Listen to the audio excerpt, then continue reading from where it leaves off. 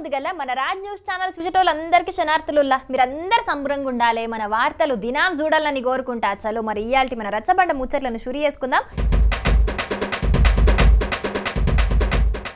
మొన్న నాగర్ కర్నూలు జిల్లాలో పెట్టిన భూభారతి చట్టం అవగాహన సదస్సుకు మంత్రి పొంగులేటి సీనన్న గాలి మోటార్లు అత్తే చిన్న నిప్పురవ్వ రగిలి హెలికాప్టర్ దగ్గరలోనే మంటలు వచ్చినాయని మన రచ్చబండ ముచ్చటలో చెప్పుకున్నాం కదా ఇగియాల నిజామాబాద్లో పెట్టిన రైతు మహోత్సవ సభకు మంత్రులు హెలికాప్టర్లో పోతే ఎంత కథ ఏందో చూడు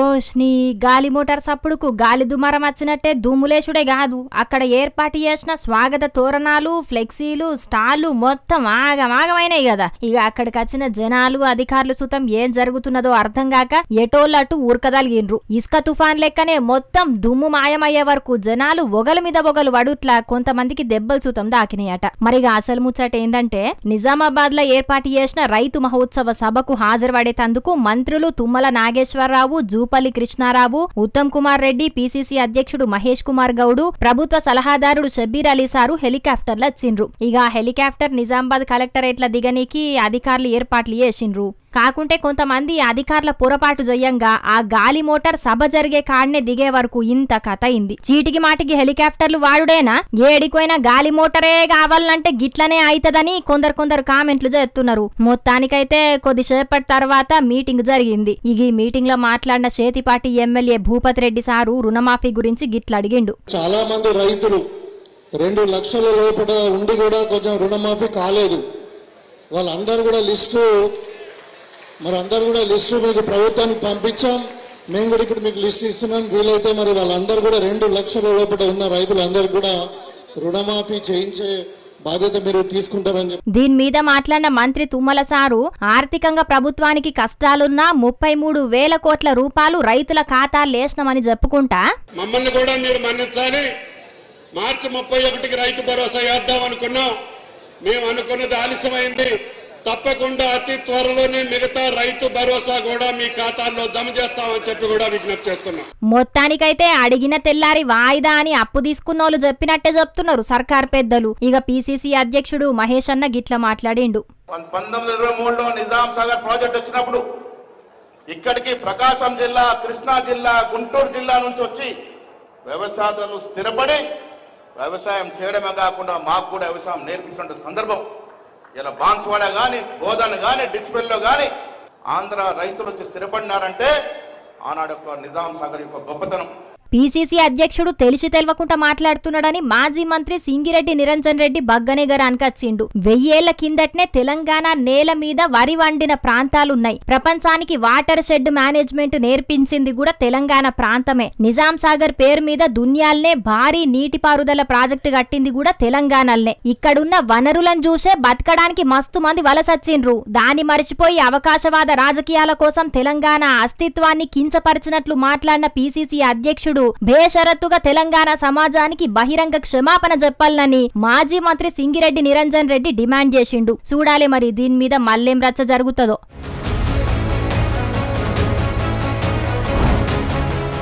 కారు పార్టీ గుర్తు మీద గెలిచి చేతి పార్టీల చేరికైన 10 మంది ఎమ్మెల్యేల కథ గమ్మతున్నదుల్లా కాంగ్రెస్ పార్టీలో చేరలేదని ఓగలు చెప్పుకుంటే లేదు నా ఫోటోలను ఎవరో కాంగ్రెస్ పార్టీ ఫ్లెక్సీలు ఎత్తున్నారు నేను ఇంకా బీఆర్ఎస్ పార్టీలోనే ఉన్నానని ఇంకో ఎమ్మెల్యే ఇంకొకరు చేరిన కాంగ్రెస్ పార్టీనేది ఇడుతున్నారు మొత్తానికైతే 10 ఎమ్మెల్యేలది 10 రకాలు ఉన్నది ఇది అలా ఒక ఎమ్మెల్యే ఏం చేసిండో చూడు రిపీట్గా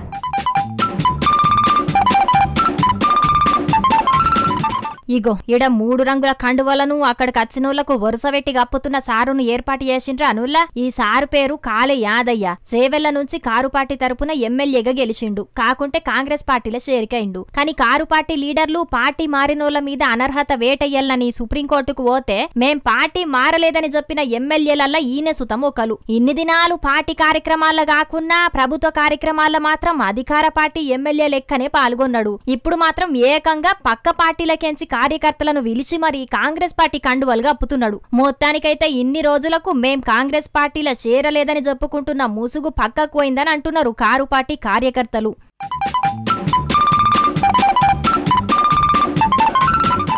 పాపం ఈ పార్టీ ఫిరాయించిన ఎమ్మెల్యేల పరిస్థితి మాత్రం దారుణంగా ఉన్నదుల్లా. ఇప్పుడు కారు పార్టీలనే ఉన్నామని చెప్పి బీఆర్ఎస్ లీడర్లతో తిరగలేరు. అటు బాజాప్తగా కాంగ్రెస్ పార్టీ కండువలు మెడలేసుకొని సోనియా గాంధీ రాహుల్ గాంధీ ఫోటోలు పెట్టుకోలేరు.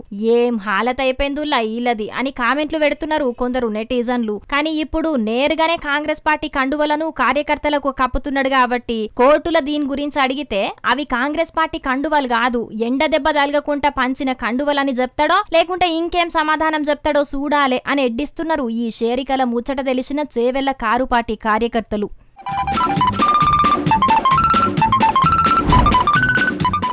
ఎవరన్నా ముఖ్యమంత్రులకో మంత్రులకో ఎమ్మెల్యేలకో అధికారులకో ఉత్తరాలు రాస్తే ఏమిటికి రాస్తారు?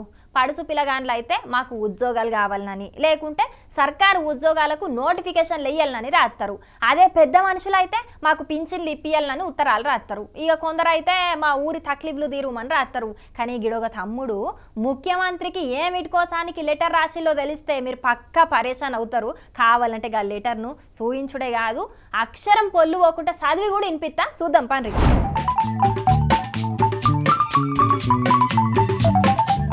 ఆ దరఖాస్తులో ఏమున్నదో చదివినరా అనుల్లా? ఇక నేను కూడా మల్లోపరి చదువుతున్నా, మీరు మంచిగా నుండ్రి. శ్రీయుత గౌరవనీయులైన ఎమ్మెల్యే గారికి నమస్కరించి వ్రాయునది ఏమనగా, అయ్యా నేను అనగా భూక్యా గణేష్, కాంగ్రెస్ యువజన మండలి యూత్ నాయకుణ్ణి. సార్ నా యొక్క విన్నపం ఏమనగా మీ సహకారంతోటి నా పెళ్లికి సీఎం రేవంత్ రెడ్డి గారిని పిలవాల్సిందిగా మనవి. సీఎం సార్ వచ్చిన డేట్ కు నా మ్యారేజ్ ఫిక్స్ చేస్తాను, కావున నా విన్నపాన్ని మీరు మన్నించగలరు అని లెటర్ రాస్తే దాని మీద వైరా ఎమ్మెల్యే మాలోతు రామదాస్ అన్న సుతం సంతకం పెట్టి వెరీ వెరీ ఇంపార్టెంట్ లీడర్ కాబట్టి ఏదో ఒక డేట్ ఫిక్స్ చేసి ఖచ్చితంగా ఆ లగ్గానికి రావాలని రాసిండు. ఇక లెటర్ సీఎం రేవంత్ అన్న దాకా చేరలేదు గాని ఇప్పుడు సోషల్ మీడియాలో మాత్రం పొట్టు తిరుగుతున్నది. మరిగా సీఎం రేవంత్ అన్న జపాన్ కేంచి హైదరాబాద్ కి వచ్చినాక ఎమ్మెల్యే రామదాస్ అన్న సీఎం కు తీర్పాటం ఎప్పుడుంటది, లగ్గానికి ఎప్పుడు అత్తడనేది అరుసుకొని ఆ పెళ్లికి ముహూర్తం పెట్టిస్తాడో లేకుంటే ఉత్తగా లెటర్ రాసుకుంటాడో తెలియదు గాని ఇప్పుడు ఈ లెటర్ వైరల్ అయ్యే వరకు సీఎం రేవంత్ అన్న రాకుండా పెళ్లి చేసుకుంటే మాత్రం ఇజ్జత్ పోయే కథ అవుతుంది అంటున్నారు కొందరు నెటిజన్లు. చూడాలి మరి కార్యకర్త కోరికను సీఎం రేవంత్ అన్న తీరుస్తాడో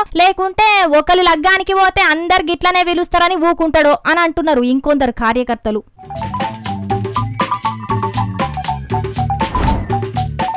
సింగరేణి ఓపెన్ కాస్ట్ పేలుళ్లు జయంగా పెద్దపల్లి జిల్లా రామగిరి మండలం రాజాపూర్ ఊళ్ళే బండరాళ్ళొచ్చి మీద పడుతున్నాయని ఇదివరకు మన రచ్చబండ ముచ్చట్లలో చెప్పుకున్నాం కదా. రోజులు గడుస్తున్నా కూడా వాళ్ళ తక్లీఫ్లను ఇటు సింగరేణి అధికారులు అటు సర్కారు పెద్దలు మాత్రం పట్టించుకుంటారట. గందుకే ఇక జంగు చేస్తామని అంటున్నారు అక్కడి జనాలు. మరి ఇక వాళ్ళ అవస్థలేందో పురాగరుచుకుని వద్దాం నడుగురుల్లా.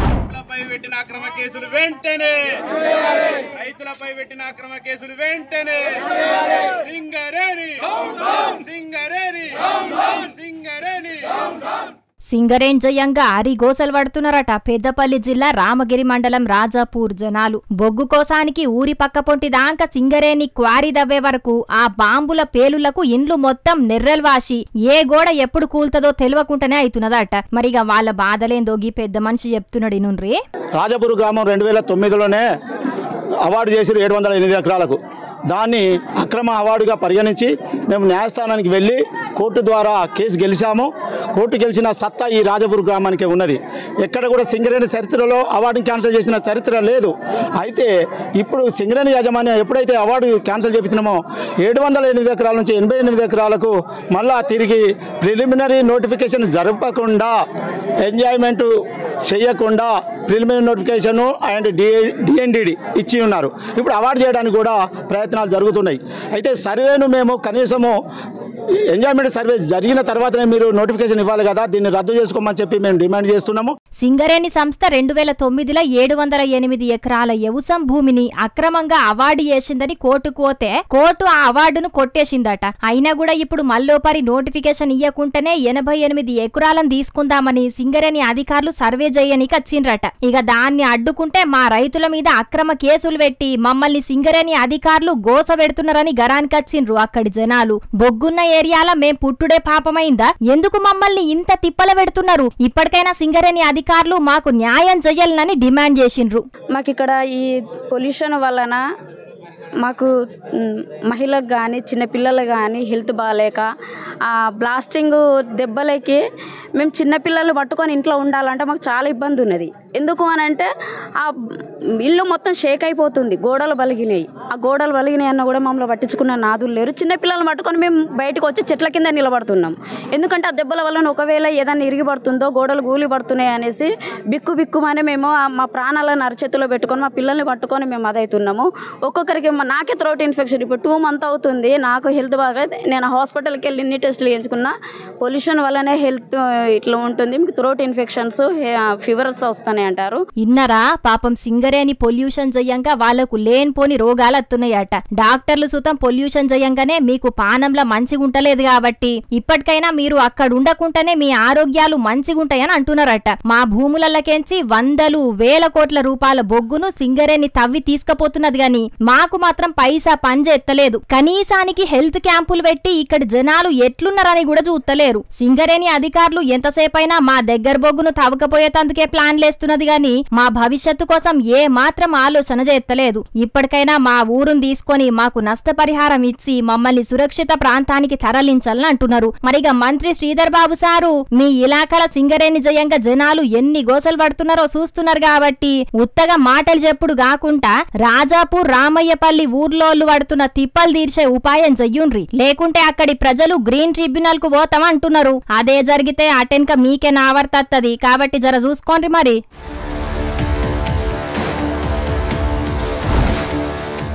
ప్రజల తిప్పలు తీర్వనీకి ప్రజావాణి పేరు మీద ప్రతి సోమవారం నాడు సర్కార్ ఆఫీసర్లందరూ కలెక్టర్ల తయారు ఉంటారు.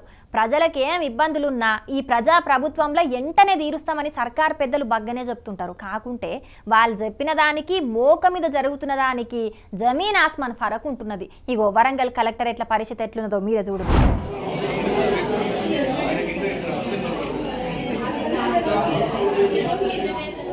ప్రజల తక్లీఫ్లేందో తెలుసుకోవాల్సిన అధికారులు పల్క ఫోన్లు పట్టుకొని ఎంత బిజీ అయిపోయినరో చూస్తున్నారా అనులా. పాపం అటు దిక్కున్న మేడం వీడియో తీసేది చూసి అటు చూడుండ్రని సైగ చేస్తుంటే ఇటు దిక్కున్న మేడం మాత్రం మంచిగా తీర్పాటంగా హాయ్ చెప్తున్నది. ఇక ఈ కొసగూకున్న మేడం గారు మాత్రం మొత్తం సెల్లులనే మునిగిపోయింది. మరిగా సెల్ ఫోన్ల గంతగానం ఏం చూస్తున్నదో తెలియదు గాని ఫోన్ మాత్రం పక్కకు పెడతలేదు. ఈ ఒక్క మేడమే కాదు వెనక వరుసల గూకున్నోళ్ళు సుతం గదే పని చేస్తున్నారు. ఇక గిటు దిక్కు గూకున్న సార్లు సుతం ఏం మీకే సెల్ ఫోన్లున్నాయా మాకు లెవ్వా అన్నట్టు వాళ్ళు సుతం ఫోన్లలోనే కాలక్షేపం చేస్తున్నారు. ఇట్లా ఒకలిద్దరే కాదు ఉన్నోళ్ళ దాంట్లో సగం మంది ఫోన్లు ఒత్తుకుంటానో లేకుంటే ఫోన్లు మాట్లాడుకుంటానో కాలమెల్లదీసిండ్రు. ఇంకొందరైతే మేమీడికొచ్చింది ఫోన్లు చూసేతందుకే అన్నట్టు చేసిండ్రు. వరంగల్ కలెక్టరేట్ల ఏర్పాటు చేసిన ప్రజావాణి కార్యక్రమంలో అధికారులు ఇట్లా చేసే వరకు జనాలు గరమవుతున్నారు. అధికారంలోండే ఆఫీస్కు పోతే పట్టించుకోరు. కనీసానికి ప్రజావాణికి అత్తేనన్న తక్లీఫ్లు తీరుతాయి కావచ్చు అనుకుంటే ఈడ సుతం ప్రజా సమస్యల పరిష్కారాన్ని గాలికి వదిలి సెల్ ఫోన్లతోని అధికారులు కాలక్షేపం చేస్తున్నారు అని అంటున్నారు కొందరు బాధితులు. ఇప్పటికైనా కలెక్టర్ సారు ఇసుంటి అధికారుల మీద చర్యలు తీసుకోవాలి.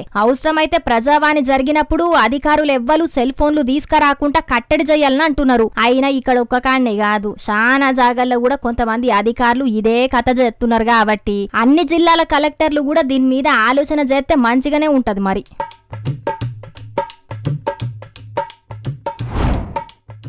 ఇదివరకు డ్రోన్లతోని వీడియోలు ఫోటోలు తీసేది. ఇక జనాలు పోలేని కాడికి సుతం ఈ డ్రోన్లు పోగలుగుతాయి కాబట్టి డ్రోన్లను పంపించి ఏం జరుగుతున్నదో కూడా తెలుసుకుందరు. కానీ కాలం మారింది. ఇప్పుడు పొలాలకు మందు కొట్టాలన్నా డ్రోన్లనే వాడుతున్నారు. ప్యాకాట్ ఆడేటోళ్లను ఎక్కడ పడితే అక్కడ మందు తాగేటోళ్లను దొరకబట్టనీకి సుతం పోలీసోళ్ళు డ్రోన్లనే వాడుతున్నారు. డ్రోన్లు ఇంతమంది ఇన్ని తీర్ల వాడినప్పుడు నేనెందుకు గిట్లా వాడద్దనుకున్నాడో ఏం కథ నువ్వు తెలియదు. కానీ గిడొక రైతు డ్రోన్తో ఏం చేసిండో చూద్దాం పని.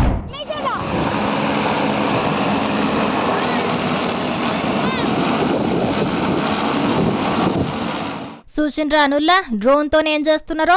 డ్రోన్ గాలికి ఎగిరిచుట్లా అచ్చే గాలితోని వడ్లను తూర్పారబడుతున్నారు. వారెవా ఏం ఆలోచన అన్న. నిజంగా డ్రోన్లను ఇట్లా కూడా వాడచ్చని ఆలోచన చేసిన అన్నకు శనార్థులు చెప్పాల్సిందేనుల్లా. మైబాద్ జిల్లా దంతాలపల్లి మండలం దాట్ల ఊళ్ళుండే మున్న రమేష్ అన్న 4 ఎకరాల సొంత భూమితోనట్టుగా ఇంకో 4 ఎకరాల భూమిని కౌలుకు తీసుకొని సాగు చేస్తున్నాడు. ఇక పొలం కోసినాక వడ్లను అట్లనే మార్కెట్ కు తీసుకపోతే తాళ్ళున్నదని అధికారులు కొర్రీలు పెడుతున్నారు. కాబట్టి ఇట్లా డ్రోన్ తోని వడ్లను తూర్పారబట్టే ఉపాయం చేసిండు. డ్రోన్ తిరిగిన స్పీడుకు బొయ్య గాడ్పచ్చుట్ల తాలు గడ్డిపోసలన్నీ గాలికి కొట్టుకపోయి మేలైన వడ్లు మిగులుతున్నాయట.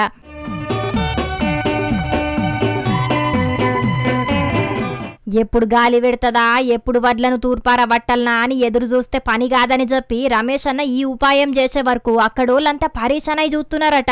ఏలు చూపితే కొండ కావాలని పెద్దలన్న మాటను ఈ రమేష్ అన్న నిజం చేసిండు. రైతులు డ్రోన్లను ఉపయోగించుకోవాలని అధికారులు అవగాహన కల్పిస్తున్నారు కదా. ఇక మేం వాడకం మొదలు పెడితే మా వాడకం మామూలుగా ఉండదన్నట్టే చేసిండ్రు పోన్రి. మొత్తానికైతే ఈ అన్న చేసిన ఇకమతు ఇప్పుడు రైతులకు తిప్పలు లేకుండా చేసింది. చూడాలి మరి రేపట్ల ఈ డ్రోన్ల వాడకం ఏ తీరుగా పెరుగుతుందో గాని మొత్తానికైతే టెక్నాలజీ జయ్యంగా రైతులకు అన్ని పనులు అల్కగానే అవుతున్నాయి. కష్టపడకుండా వ్యవసాయం పనులు చేసుకునేందుకు ఇయాల రేపు కొత్త కొత్త ఇస్రేల్ అత్తున్నాయి కాబట్టి యువ రైతులు సుతం వ్యవసాయం చేయడానికి ముందుకత్తున్నారు. చూడాలి మరి రేపట్ల రైతుల కోసం ఇంకేమత్తాయో.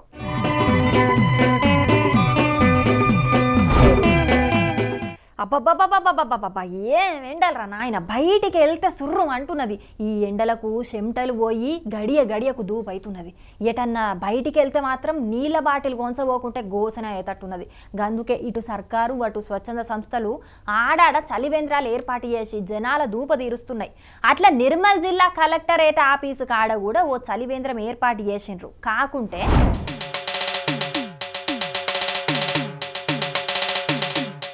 మంచిగా పెద్ద పెద్దయే 3 రంజన్లు పెట్టిండ్రు. అన్నిటి మీద మూతలు కూడా మంచిగానే పెట్టిండ్రు. తాగనికి గిలాసాలు సుతం పెట్టిండ్రు. ఎండ తలగకుండా ఉండేతందుకు తడకలతోని పందిరేసి పచ్చబట్ట సుతం కప్పిర్రు. దూరం నుంచి చూసినోళ్ళకైనా తెలిసేటట్టు చలివేంద్రం జిల్లా పంచాయతీ అధికారి కార్యాలయం నిర్మల్ జిల్లా అని రాయించి మరీ ఫ్లెక్సింగ్ సుతం ఏర్పాటు చేసిండ్రు. ఇక్కడి వరకు అంత బ్రహ్మాండంగానే ఉన్నది. కాకుంటే దాంట్లో నీళ్లు మాత్రం లేవు. దీంతోని కలెక్టరేట్ కచ్చినోళ్ళు ఈ చలివేంద్రం కాడికచ్చి మూత తీసి నీళ్లు లేకపోయే వరకు మళ్ళా వెనకకు పోతున్నారు. నీళ్లు పోయకుండా ఈ రంజన్ లేమిట్కి పెట్టిర్రు. షోకేస్ ల బొమ్మల లెక్క ఆవిటిని చూసుక బతుకుడేనా? పేరు గొప్ప ఊరు దిబ్బ అన్నట్టు పేరుకు పెద్ద కలెక్టర్ ఆఫీసు. కనీసానికి ఈ ఆఫీస్కి వచ్చిన వాళ్ళకు బుక్కెడు నీళ్లు పోసే దిక్కు కూడా లేదని అక్కడికి వచ్చిన జనాలు గరాన్కత్తున్నారు. సోమవారం నాడు ప్రజావాణి జరుగుతుంది కాబట్టి ఎక్కడెక్కడి నుంచో జనాలంతా ప్రజావాణికి వచ్చి వాళ్ళ కష్టాలు చెప్పుకుంటారు. ఇటు చూస్తేనేమో ఎండలకు గొంతెండుకపోయినా తాగనీకి నీళ్లు సుతం లేని పరిస్థితి వచ్చిందని అక్కడికి వచ్చిన జనాలు కోపానికి తున్నారు.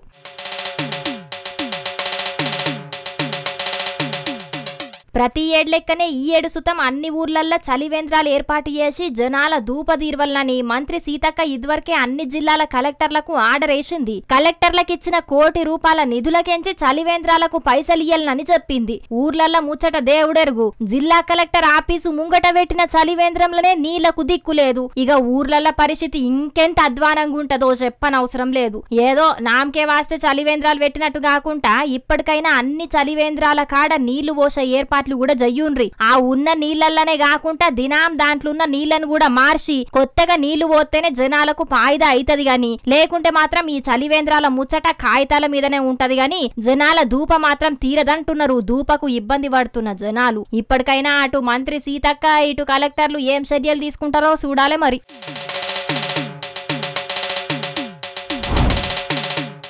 ఇగో ఇవుల్లా ఇయ్యాల్టి మన రచ్చబండ ముచ్చట్లు. ఇవాళ మేము చెప్పిన ముచ్చట్లన్నీ జబర్దస్తుగున్నాయిలే. దినం ఇంతకంటే ఖతర్నాక్ ముచ్చట్లను దేవులాడి మీకోసం పట్టుకొస్తూనే ఉంటాం కాబట్టి మన రాజ్ న్యూస్ ఛానల్ మరవకుండా చూస్తూనే ఉండుండ్రి. సరేనా? ఉంటామల్లా. నమస్తే.